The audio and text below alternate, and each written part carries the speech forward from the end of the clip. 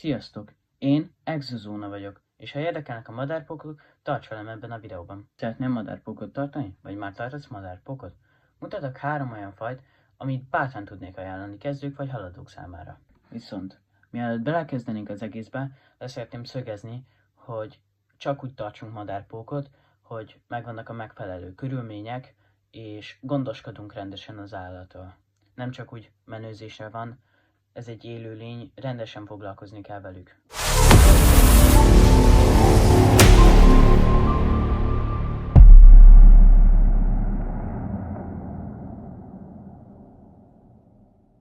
Na de kezdjünk is bele.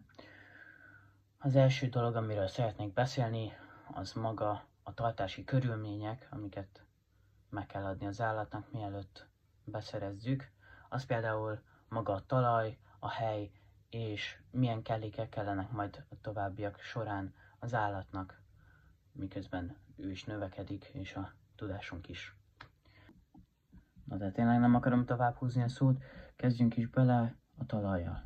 A talajnak nekik kókuszost megfelelő, viszont szerintem nem is olyan nehéz beszerezni őket. 600 forintért lehet egy kisebb méretű tasakot beszerezni. Azt szerintem elegendő egy kezdőnek, nem kell sok. Virágföldet nem szabad nekik adni egyáltalán, mert könnyen benne marad a pára, és belepusztulhat az állata, mert túl van nedvesítve vagy párásítva a helye. Terkóra áttérve. Terkónak sokan azt gondolják, hogy egy ilyen 20x20x20-as terrárium, üvegterráriumot kell nekik venni, ez nem igaz.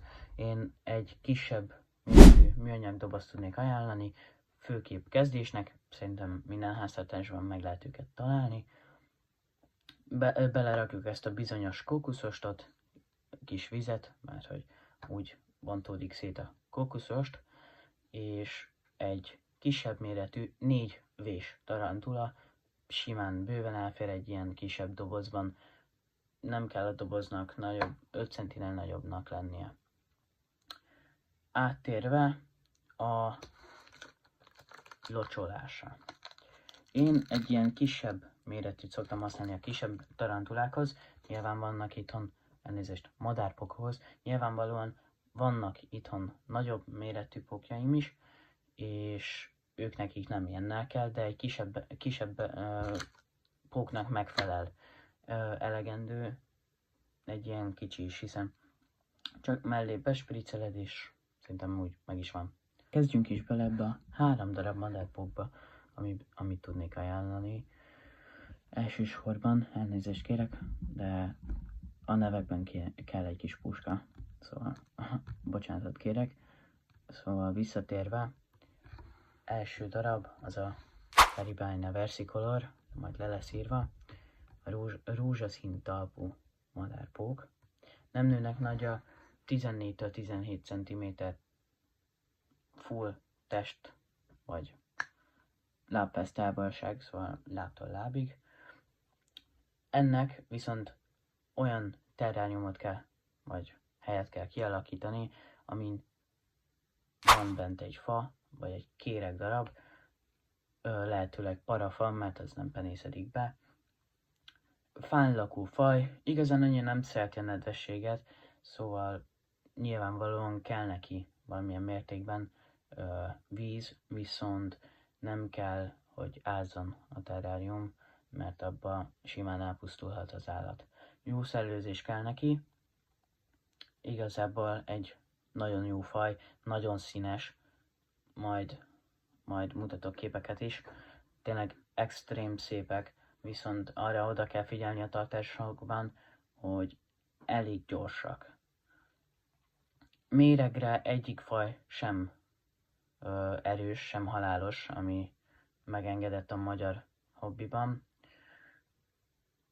Viszont oda kell figyelni, mert vannak olyan hatásai, ami kellemetlenek, de nem hal bele az ember.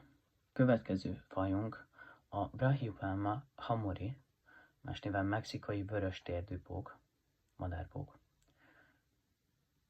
A nőstények testhossza, szóval maga csak a test, 50 mm, viszont a hímek lábhossza 75 mm.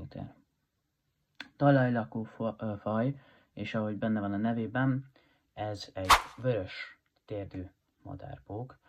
Őt is nagyon tudom ajánlani, szép, növekedésben annyira nem vészesen hosszú az idő, bár mindegyik fajban benne van, hogy 1 év körül van a teljes kialakulásuk, ha nem több.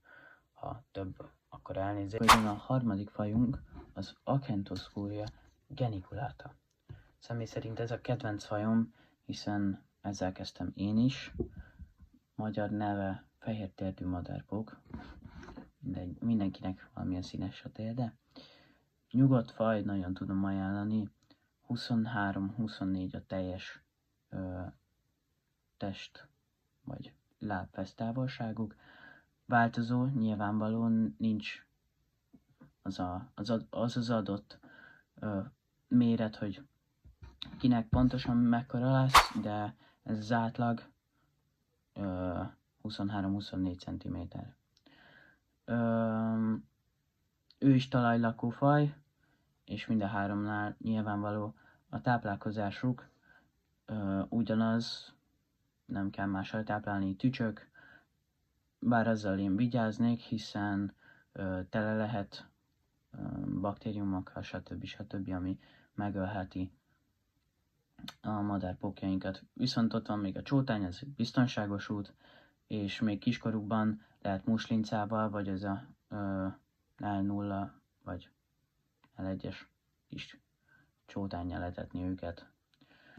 Berendezés során a mexikai vöröstérdűt és a fehér térdű madárpókot, úgy szintén, ahogy mondtam, talajlakó, szóval kell berakni neki egy kis talajt, pár darab búvóhelyet, amit tudok ajánlani, azok cserepek felbevágva, vagy ilyesmi, amit beteszünk neki, és oda el tud bújni. Műnövényeket szoktak berakni, nem igaziakat, mert hogyha igaziakat rakunk be, azokat locsolni kell, és lehet, hogy túl locsoljuk, és ez semmelyiknek nem jó, és a növénynek, hogyha túl van locsolva, akkor belepusztulhat, és az állatunk is belepusztulhat, hogyha nagyon-nagyon nedves tőle a helye. A Caribina versicolornak, a rózsaszín talpúnak, ő neki, mondtam, egy ilyen, attól függ mekkora helye, egy parafa kéreg darabot kell berakni. Igazából ennyi a tartásuk, nem annyira bonyolult. Nekem ezek voltak a kedvenceim. Ha te is tartasz madárpókot, akkor írd le kommentbe, hogy neked melyik a kedvenc fajod, és melyikkel kezdtél. Érdekel még hasonló pókos tartalom, iratkozz fel, mert még a jövőben majd jönnek gekkós, és majd póketetős videók is.